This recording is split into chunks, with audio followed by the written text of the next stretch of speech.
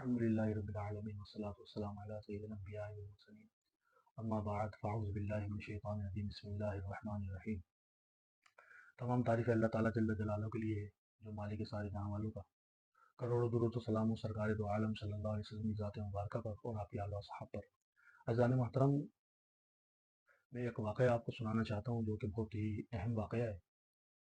واقعہ کچھ یوں ہے عزیزان محترم کہ جب ہمارے پیارے آقا مکی مدنی مصطفیٰ صلی اللہ تعالی وسلم دنیا میں تشریف نہیں لائے تھے، اس وقت اہل مکہ کی حالت بہت بری تھی۔ بت پرستی، شراب خوری اور زنا خوری، ان تمام بڑے بڑے گناہوں کے کاموں میں ملوث تھے، اور اس سے بھی زیادہ دیگر معاملات میں وہ شامل تھے۔ عزیزان محترم، انہی میں سے ایک ایسا بھی جوان تھا جس کا تعلق قریش سے تھا، اور وہ بہت شریف تھا، یعنی شرفا میں ان کا تعلق ہوتا تھا۔ وہ نوجوان کی نیک نامی کی وجہ سے ہر چھوٹا بڑا اس کی بہت عزت کیا کرتے تھے۔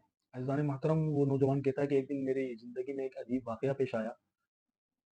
کیونکہ میں حق کی تلاش میں تھا تو مجھے وہ حق مل گیا، اور اس حق نے میری زندگی میں ایک انقلاب برپا کر دیا۔ وہ کہتا ہے کہ میں ایک ضروری کام سے یمن گیا تو وہاں میری ملاقات ایک بوڑھے عالم سے ہو گئی۔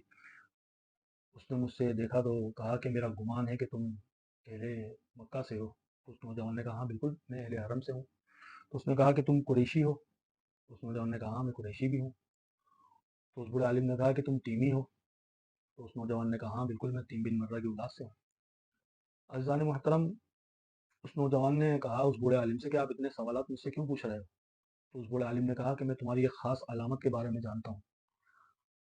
تو اس نوجوان نے کہا کہ ٹھیک ہے، اگر تم جانتے ہو تو مجھے بتا دو۔ تو اس بوڑھے عالم نے کہا کہ نہیں، پہلے تم اپنا پیٹ دکھاؤ مجھے۔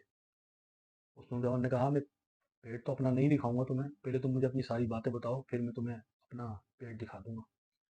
عزیزان محترم، اس بوڑھے عالم نے کہا کہ میرے صحیح اور صادق علم کے ذریعے سے میں یہ جانتا ہوں کہ ایک نبی مبعوث ہونے والا ہے جس کی دو شخص مدد کریں گے۔ ان میں سے ایک شخص مہمات کو سر کرنے اور مشکلات کو حل کرنے والا ہوگا، اور دوسرا شخص سفید رنگ اور بہت ضعیف کمزور ہوگا، اور اس کے پیٹ پر تل ہوگا اور ران پر ایک علامت ہوگی۔ عزیزان محترم، جب اس نوجوان نے اپنے پیٹ پہ سے کپڑا ہٹایا تو واقعی وہ تل اس نوجوان کے پیٹ پہ تھا۔ تو اس بوڑھے عالم نے جب وہ تل دیکھا تو وہ بوڑھا عالم بہت حیران ہوا، اور اس نے کہا کہ رب کعبہ کی قسم تم وہی ہو، میں تمہارے ہی پاس آنے والا تھا۔ تو اس نوجوان نے کہا کس لیے؟ اس بوڑھے عالم نے کہا یہ بتانے کے لیے کہ تم راہ ہدایت پر ہو، اور جو نعمت اللہ تعالیٰ نے تمہیں عطا کی ہے اس کے معاملے میں اللہ سے ڈرتے رہنا۔ اور تو اس نوجوان نے کہا ٹھیک ہے، میں رخصتی چاہتا ہوں۔ تو اس بوڑھے عالم نے کہا ٹھیک ہے، تم جا سکتے ہو، لیکن مجھ سے کچھ اشعار سنتے ہوئے چلے جاؤ۔ تو اس بوڑھے عالم نے اس نوجوان کو کچھ اشعار سنائے، اور وہ جو نوجوان جو ہے وہ رخصت ہو گیا مکہ کی طرف۔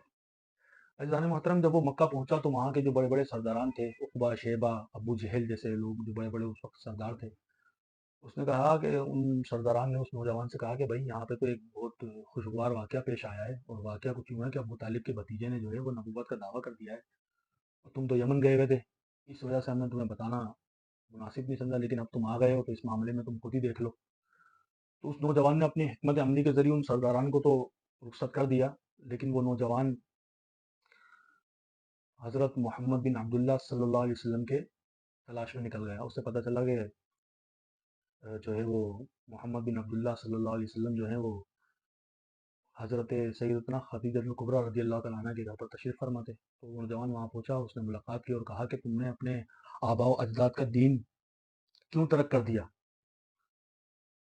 تو ہمارے نبی پاک صلی اللہ علیہ وسلم نے فرمایا کہ میں تمہاری اور لوگوں کی طرف سے اللہ کا رسول ہوں، اور میں تمہیں بھی دعوت دیتا ہوں کہ تم ایمان لے آؤ اللہ پر۔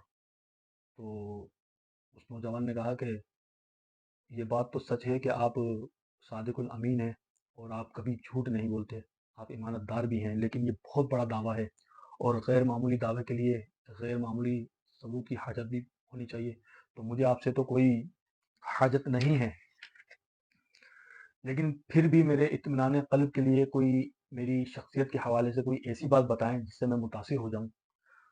تو ہمارے پیارے آقا مکی مدنی مصطفیٰ صلی اللہ علیہ وسلم نے اس نوجوان سے کہا کہ تم ابھی یمن گئے تھے اور وہاں ایک بوڑھے سے ملاقات ہوئی تھی تمہاری۔ تو اس نوجوان نے کہا میری خود سے بوڑھوں سے ملاقات ہوئی تھی، یہ تو کوئی عجیب چیز نہیں ہے۔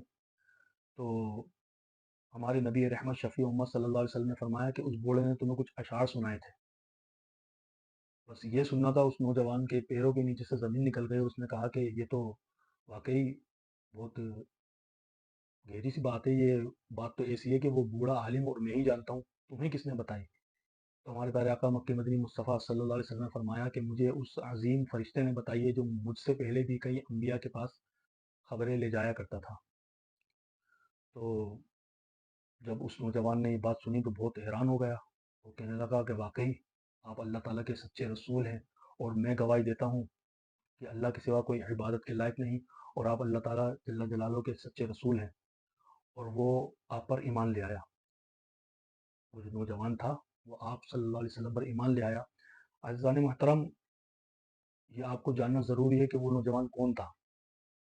وہ کوئی اور نہیں بلکہ ہمارے خلیفہ اول، امیر المؤمنین، خلیفۃ المسلمین، حضرت سیدنا صدیق اکبر رضی اللہ تعالیٰ عنہ کی ذات و برکات تھی۔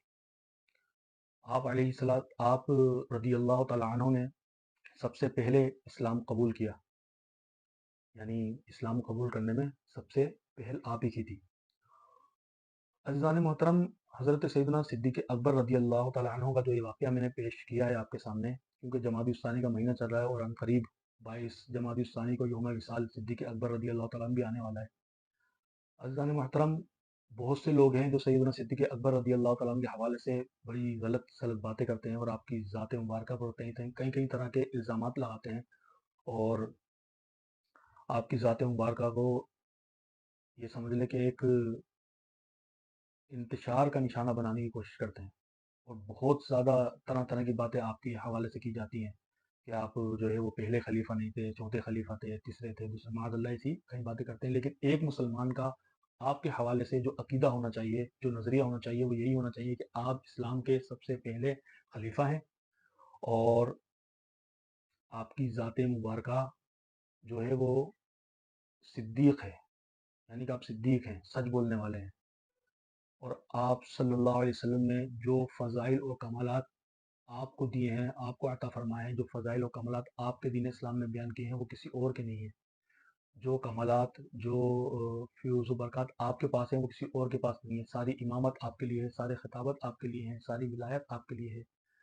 عزیزان محترم، سیدنا صدیق اکبر رضی اللہ تعالیٰ عنہ ہر لحاظ سے افضل ہے، یہاں تک کہ آپ 1,24,000 انبیاء کرام علیہ الصلوۃ والسلام کے بعد سب سے افضل بشر آپ ہی کی ذات ہے۔ عزیزان محترم، آپ کا نام عبداللہ ہے اور آپ کی کنیت ہے ابو بکر۔ ابو کے معنی ہے والا اور بکر کے معنی ہے اولیت، یعنی ابو بکر کو اگر ملا دو تو بنتا ہے اولیت والا، کیونکہ آپ نے سب سے پہلے اسلام قبول کیا، اور آپ کی کنیت بھی اسی طرح آپ کے نام سے ساتھ جڑ گئی، یعنی آپ کا حقیقی نام تو آج بھی کوئی نہیں جانتا، اور ابو بکر صدیق کے نام سے آپ کو یاد کیا جاتا ہے، صدیق اکبر، ابو بکر صدیق، صدیق اکبر، انہی ناموں سے آپ کو پکارا جاتا ہے اور آپ کو یاد کیا جاتا ہے، اور آپ کی سیرت طیبات میں بھی سب سے زیادہ انہی ناموں سے آپ کو جو ہے وہ یاد کیا جاتا ہے۔